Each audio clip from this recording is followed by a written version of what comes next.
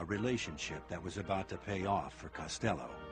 The gangster and the senator stood arm in arm at the window of Long's New Orleans penthouse.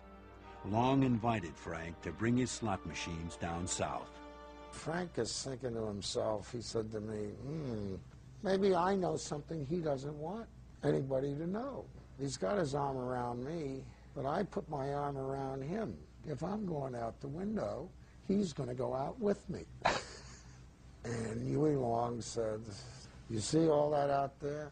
Anywhere you see, whatever you want, you've got. The slot machines were illegal, but the senator made sure no one touched Costello's. With the money from his gambling operations flowing in, Costello and Bobby moved into an expensive Manhattan apartment building, the Majestic, on Central Park West. The couple could not have any children. Bobby tolerated a mistress Frank kept named Thelma Martin, whom he put up in a Fifth Avenue apartment. Frank thought his mistress was playing around, so one day he bought a telescope and began peering across Central Park into her apartment. He did it for about 20 minutes, and he said, what am I doing? And he stopped. He said that was the thing he was most ashamed of. Another thing that embarrassed Costello was his voice. When I met him, he had a funny voice. He had a voice that talked like that, you know what I mean? He said, "Oh, Tony, how are you?" Costello's hoarse voice was the result of a botched operation to remove polyps on his throat. Frank joked, "I went with the wrong doctor."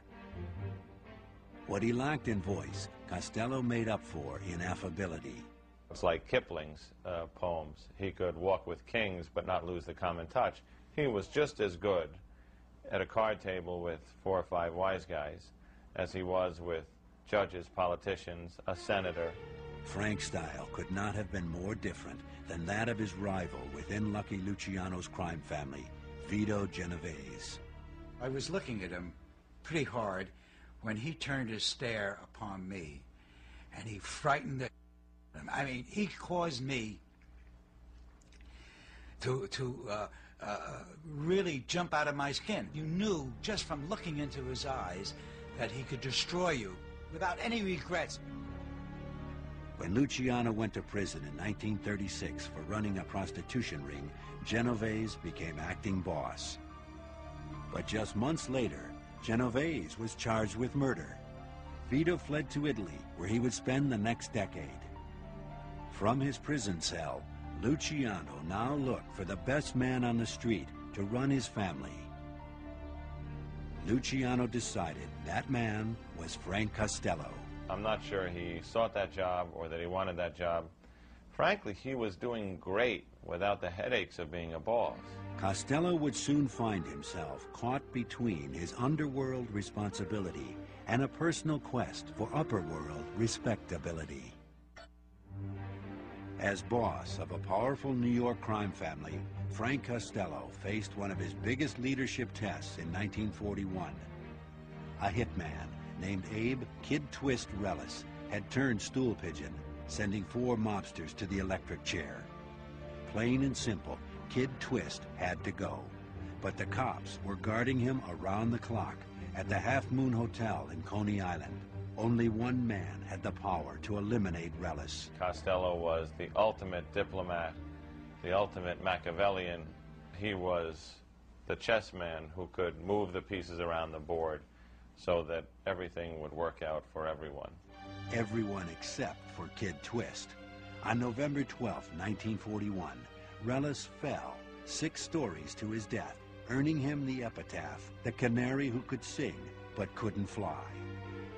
The cops on duty claimed to have been asleep at the time, but Lucky Luciano later said Costello had paid them $50,000. Meyer Lansky said it was double that. After World War II, Costello and Lansky used their financial muscle to help transform a parched desert town called Las Vegas into a gambling mecca.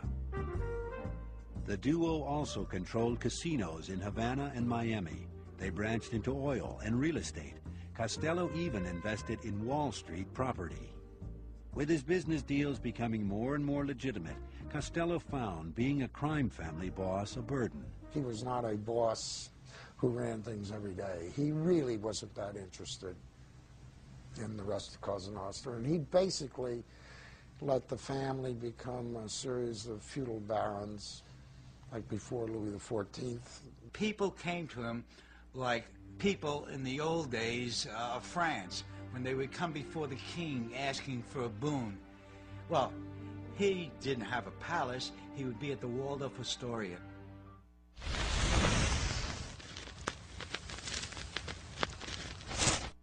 Costello projected a regal image. He wore expensive tailor-made suits, would only smoke English Oval cigarettes, 2 to 3 packs a day. I said, who do you think you are? What do you think you are? And he said, a sportsman.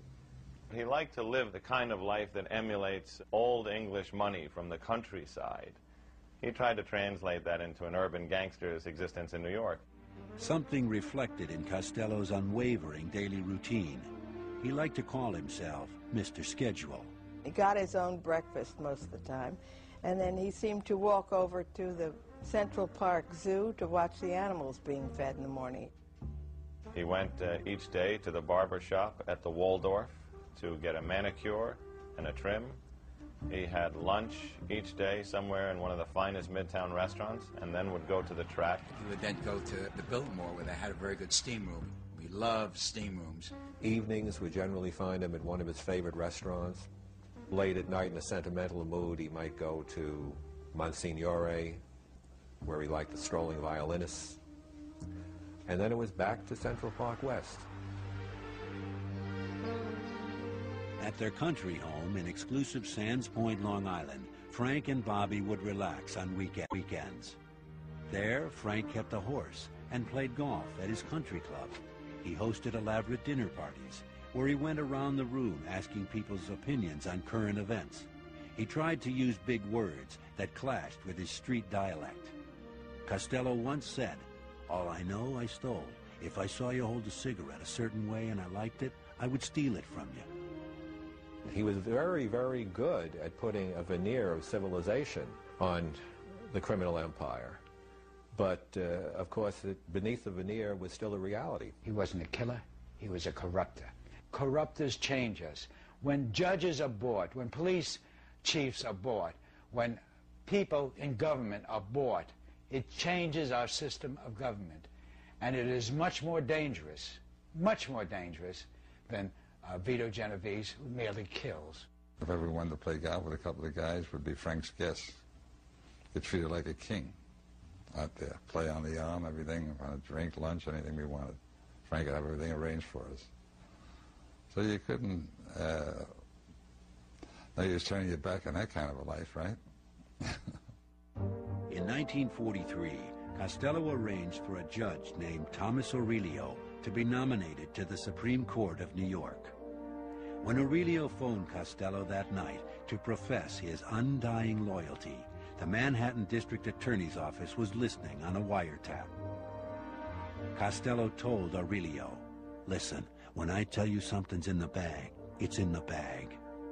Every New Yorker understood when it came to politics that, yeah, okay, the game is rigged. You know, nothing is on the up and up. But I don't think that they had, even then, any idea how closely affiliated a mob boss, Frank Costello, was to the very strings in the puppet game of New York power. They found out when the incident exploded onto the front pages. Aurelio was still elected to the Supreme Court, but Costello later complained, "I can't even get a parking ticket fixed with him." Costello's notoriety made him unwelcome in some circles. A former bootlegging partner, Joseph Kennedy, who became ambassador to Great Britain, turned his back on Frank. In 1947, plagued by depression and insomnia, Costello did something few, if any, mob figures ever did. He went to a psychiatrist. He was depressed because despite all the wealth he had accumulated, all the power he had, he wasn't as respectable as he would have liked to be. You know, what could you say to someone like that?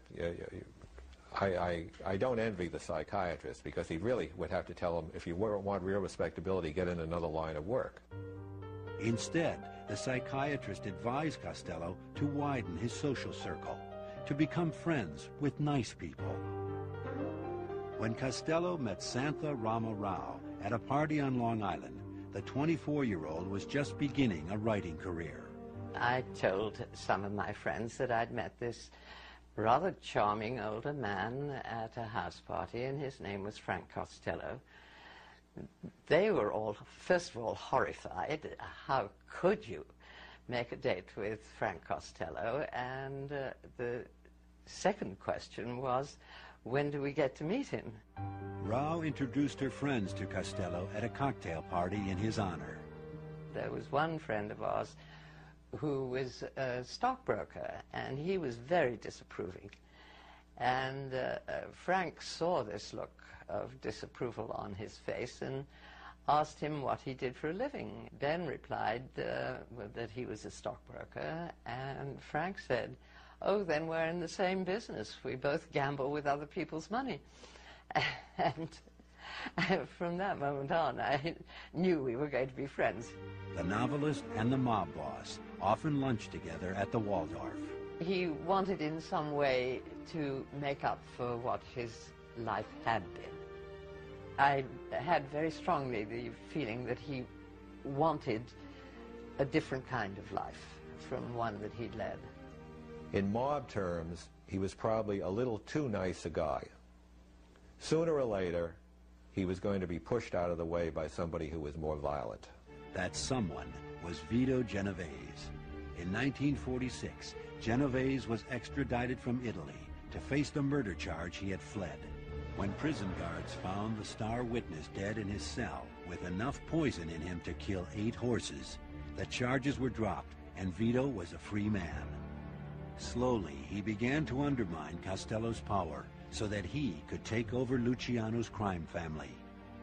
In this emerging power struggle, Costello tried to show Vito how much influence he had in the upper world.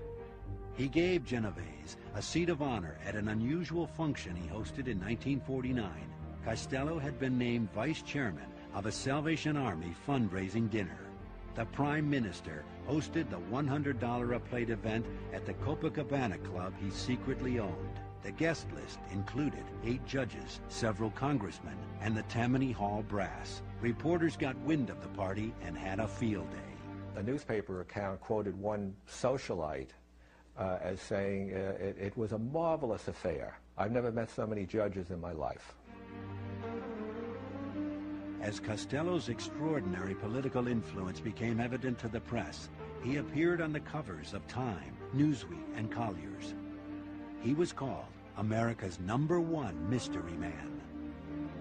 Costello was about to be forced into the harshest spotlight of his life, one that would unmask him in front of the entire country and thwart his dreams of gaining respectability.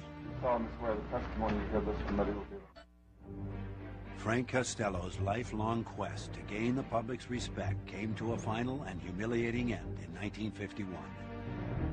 He was subpoenaed to testify before Tennessee Senator Estes Kefauver and his investigative committee.